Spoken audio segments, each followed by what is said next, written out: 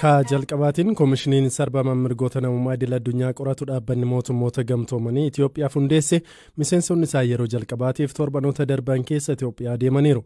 Koomishiniin kun bakkawwan sarbamni mirgoota namummaa itti raawwataman dhorkaa tokko malee akka daawwatuuf eeyyamni akka kennamuuf gaafateera. Firaa'ol Balaa. Daawwannaa jalqabaa Itoophiyaatti taasisan hordofee koomishiniin kun ibsa baaseen bakkawwan haleellaan itti raawwatamaniiru jedhaman daawwachuudhaaf hayyama atattamaa fi hin daangeffamin akka kennamuuf eeggachaa jiraachuu himan.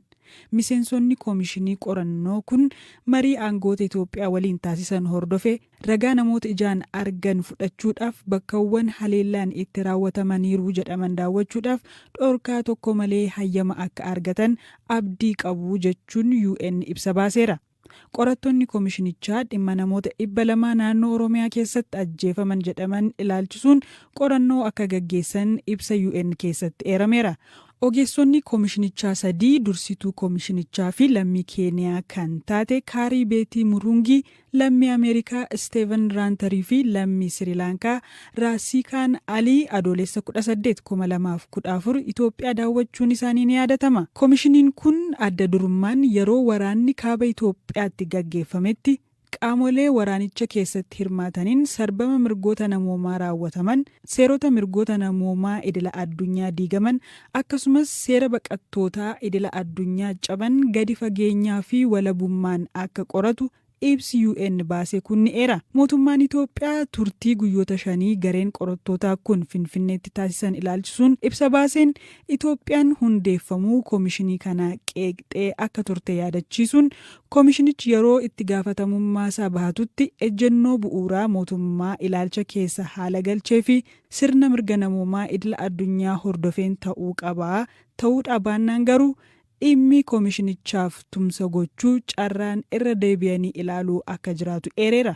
Qorannoon koomishinichaa fedhiiwwan siyaasaa hin malleerraa bilisa akka ta'u mootummaan Itoophiyaa akka fedhu ibsi kun mul'iseera. Qorannoo kanaan dura koomishiniin olaanaa mirgoota namoomaa UN fi koomishiniin mirgoota namoomaa Itoophiyaa waliin ta'uun gaggeessan haala irra hin deebinee fi tarkaanfiiwwan mootummaan itti gaafatamummaan akka jiraatuuf fudhataa jiru hin gufachiifneen qorannichi taasifamuu akka qabu mootummaan ejjennoo isaa ibseera.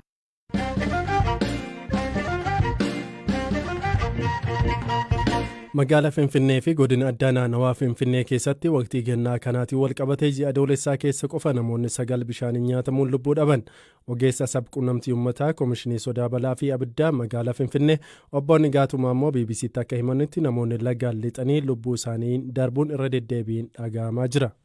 ይሄ ክረምት ከገባ የሁለት ሰዎች ህይወት አልፏል። እንደዚሁም በተለያዩ erga ganni kun galeetii lubbuun namoota lamaa sababa lolaan darbeera.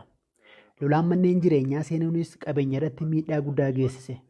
Keessumaa sanbataa fi dilbata darbe Addis Katamaa, Lamikuraa fi Aqaaqii Qaallittiitti lolaan miidhaa geessiseera. Kanaan achi lolaa olii wal qabatee osoo hin taane namoonni laga seenuun lubbuun isaanii darbu irra deddeebiin mudataa jira. Har'allee bakka lamatti reeffa namoota lamaa baafneerra.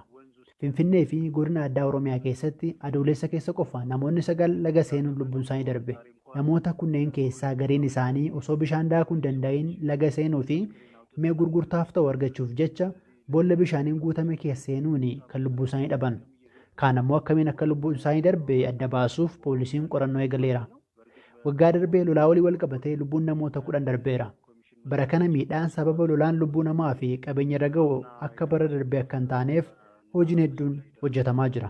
Qarqara lagaa keenyaan ijaaruu, boo'iiwwan bishaanii sirreessuu fi darbeeyyuu namoonni bakka lagatti dhiyoo ta'ee fi balaa lolaaf saaxilamoodha jedhaman keessa jiraatan bakka fooyya'aatti akka geeffaman gochuuf bal'inaan hojiin hojjetamaa jira. ያደረጉ ሰዎች ወደ ተሻለ ቦታ እንዲዛወሩ የማድረግ ስራዎች በስፋት እየተሰሩ ነው።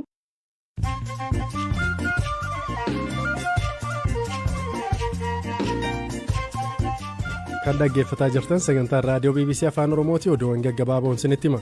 Itiyoophiyaan dhiyeessii boba'aa naannoo Tigraayiif eeyyamuun bakkeewwan deeggarsa nyaataa hatattamaa barbaadan akka argatan gochuu qabdi jetti Ameerikaan. Imbaasii US Finfinnee jiru midhaan nyaataa dhaabbatni tola ooltummaa Kaatoolikii Itiyoophiyaa naannoo Tigraayiif raabsuuf qopheesse sababa hanqina boba'aan kuusamee akka jiru himeera. UN'tti bakka buutuun US Linda Greenfield torban kana booda ardii Afrikaatti yeroo jalqabaaf daawwannaa akka gaggeessan himan.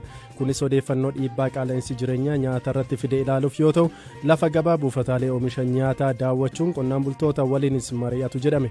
Kunis ardiin Afrikaa ofumaan hanqina midhaan nyaataa akkaataatti furtu irratti deeggaruuf yoo ta'u, Gaanaa, Yuugaandaa fi Keep Verde daawwatu.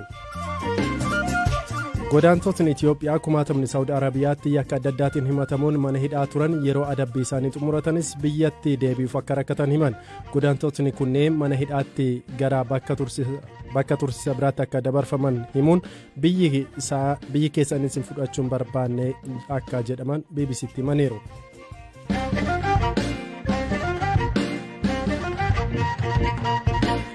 Dubbii himtuun mana marii Ameerikaa Naansi Peeloosi yeroo jalqabaaf Taayiwaan daawwachuun har'a immoo gara Maleeshiyaatti imalan. Daawwannaan isaanii kun Chaayinaa irraa dheekkamsi guddaan akka dhaga'amu taasiseera. Beekaa Toomaa dabalata isaanitti hima. Dubbii himtuun mana marii Ameerikaa Naansi Peeloosi kaleessa daawwannaaf Taayiwaan erga galanii booda hooggantoota biyyattii waliin mari'atan. Qondaalonni Ameerikaa olaanoon Taayiwaan yeroo daawwatan kun waggoota 25 keessatti ka jalqabaate. Daawwannaan kun Beejingiin hedduu dheekkamsiiseera. Daawwannaa isaanii dursuun Chaayinaan akka qondaalonni US gara Taayiwaan hin imalleef akeekkachiistee turte. US garuu inumaa yeroon Taayiwaan cinaa dhaabbannu isa yeroo kamiyyuu caala amma jechuun qondaalota ishee garas ergite. Taayiwaan biyya ofiin of bulchitu yoo taatu, Chaayinaan garuu naannoo isheerraa fottoqxe kan booda ofitti ishee deebistu akka taate amanti. Taayiwaan akka biyya taatuuf beekamtiis hin kennituufi. Ministeerri dhimma alaa Chaayinaa Waang Yi ibsaarra baasaniin warri abiddaan taphatan dhumni isaanii gaarii hin ta'u, warri Chaayinaa arrabsan adabbii maluuf ni argatu jedhan. Ameerikaan maqaa dimookiraasii jedhuun walabummaa Chaayinaa cabsiteetti jechuun daawwannaa Naansi Peeloosi fedha Chaayinaa malee Taayiwaan daawwatan qeeqan. Ameerikaan imaammata alaa Taayiwaan waliin qabdu hordofuun hariiroo dippiloomaasii ishee akka gaggeessaa jirtu ibsite. Gama tokkoon Ameerikaan imaammata Chaayinaa tokkitti waan Chaayinaa akka kabaju himti. Imaammanni Chaayinaa tokkitti jedhu kun ammoo mootummaa Chaayinaa tokkicha ka Beejing malee ka Taayiwaaniif beekamtii hin kennu. Gama biraan ammoo Ameerikaan hariiroo alidilee tahee Taayiwaan waliin qabdi. Odolli Taayiwaan kun akka haleellaa ishee mudachuu malu ofirraa ittisuuf meeshaa waraanaas itti gurgurti. Dubbi himtuun mana maree US Naansi Peeloosi Pireezidant Joo Baayidanii fi Pireezidantittii aantuu Kamaalaa Haarisitti aanuun nama sadaffaa Ameerikaa keessatti aangoo guddoo qabanidha. Daawwannaa isaanii kana hordofuun Chaayinaan barbaachisaa fi haqa qabeessadha jechuun shaakala waraanaa Taayiwaan irraa fageenya kiiloomeetira 16 irratti akka gaggeessitu ibsite. Kunis guyyoota 5 kan ture yoo ta'u, dhukaasa fageenya dheeraa deemuu danda'us hammata. Ministeerri humna ittisaa Chaayinaa shaakalliin gaggeessan kun daangaa bishaaniirraa Taayiwaan gariin cabsuu danda'a jedhan. Qondaalonni US Chaayinaan daawwannaa kana akka sababaatti fayyadamuun Taayiwaan irratti muddama uumaa jirti jechuun komatan. Pireezidantiin Taayiwaan Tsai Ing-wen Taayiwaan irra ta'ee jedhamee doorsisi waraanaa gahaa jira jedhan. Itti dabaluun Taayiwaan dandeettii ofirraa ittisuu ishee cimsuuf waan barbaachisu hunda ni raawwatti jedhan. Abbootiin taayitaa buufata doonii Taayiwaan dooniiwwan shaakala Chaayinaan gaggeessuuf jettu irraa maquun ulaa imala biraa akka barbaaddatan dhaamaniiru. Ministeerri geejjibaa Taayiwaan karaa imala dooniiwwan gara biraa argachuuf Jaappaanii fi Filippinsi waliin mari'achaa jiraachuu himaniiru. Naansi Peeloosi yeroo hooggantoota Taayiwaan waliin mari'atan Ameerikaan waggoota 43 dura Taayiwaan waliin dhaabbachuuf waadaa galtee turte. Har'as ejjennoo keenya akka hin jijjiirre agarsiisuuf jilli keenya Taayiwaan dhufee jedhan. Daawwannaa Peeloosi kana senaataroonni Ameerikaa 26 deeggaranis Joo Baayiden qorannoo waraanni biyya isaanii gaggeesseen yaada gaarii miti jedhanii ture. Sodaan amma jiru kana booda Chaayinaan meeshaa waraana Raashiyaaf dhiyeessuun haleellaa Raashiyaan Yuukireen irratti raawwachaa jirtu deeggarti kan jedhudha. Chaayinaan haga ammaatti Raashiyaaf deeggarsa waraanaa kennaa akka hin turre ibsaa turte. Ameerikaan ammoo Yuukireeniif meeshaa waraanaa gurguddaa deeggaraa turte. Muddamni biyyoota gurguddoo addunyaa lamaanii akkuma Raashiyaa fi Yuukireen waraana biroo kaasaa ka jedhu fuulduraaf ka ilaallu ta'a.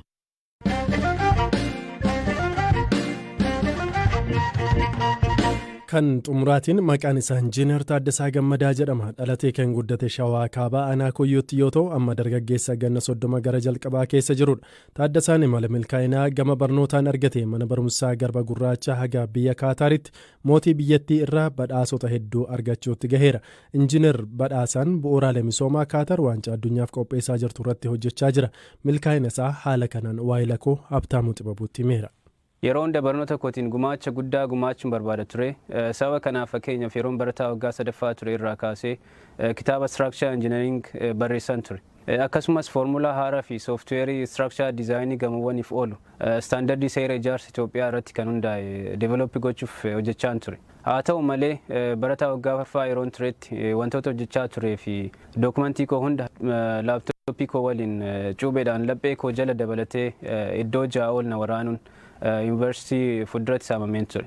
Garuu Waaqayyo hojii dinqii isaatiin balaa sanirraa na oolchee barumsa koo itti fufee xumuruu danda'eera. Bara 2013 barataa waggaa 5ffaa yeroon turetti Yuunivarsiitiin Saayinsii fi Teekinooloojii Adaamaa kaampaanii Samsung waliin ta'uun barattoota siivil injineeringii irraa qabxii olaanaa qaban 4f carraa hojii biyya alaatti hojjechuu qopheessee ture. Carraa kanaan gara Kaatar dhufee kaampaanii Samsung keessatti akka siivil saayit injineeringii ta'uun piroojektii bu'uuraalee misoomaa Kaatar irratti waggaa 3 hojjedheera. Akkuma beekamu Kaatar waancaa addunyaa qopheessaa jirti.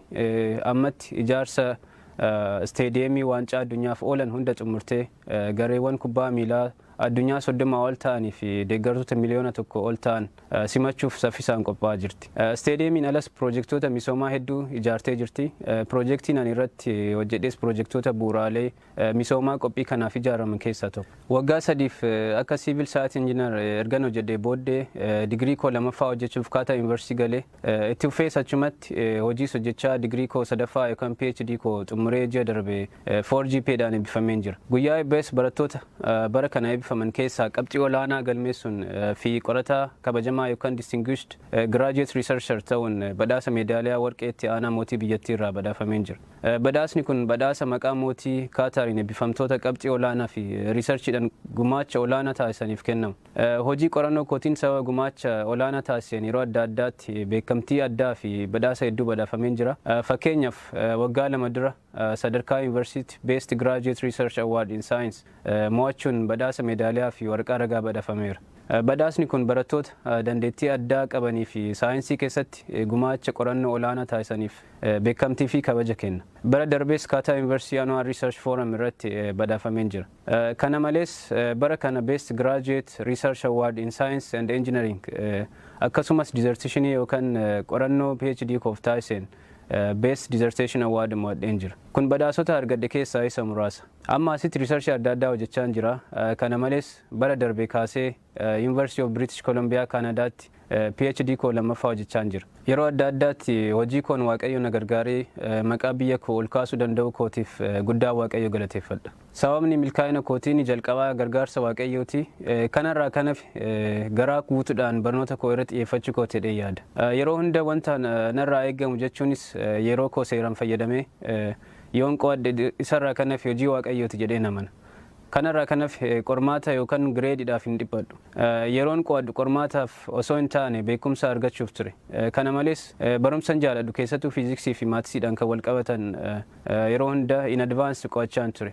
Fakkeenyaaf maatisii baay'ee waan an jaaladhuuf yeroo kutaa 9 ture koorsii maatisii kan kutaa 11 fi 12 qo'adheetu kanan xumure. Akkasumas fiiziksii kutaa 11ffaa kanan qo'adhe kutaa 9 yeroon turetti. Kanaaf yeroo baay'ee kilaasii kanan galu waan haaraa barachuuf osoo hin taane yeroo dubbisu kan naaf hin galle yoo jiraate qabaafachuufi. Karoorri kiyya qorataa addunyaa irratti beekamaa ta'e ta'uun ogummaa kootiin gumaacha guddaa biyya kootii fi addunyaa kanaaf gumaachuudha.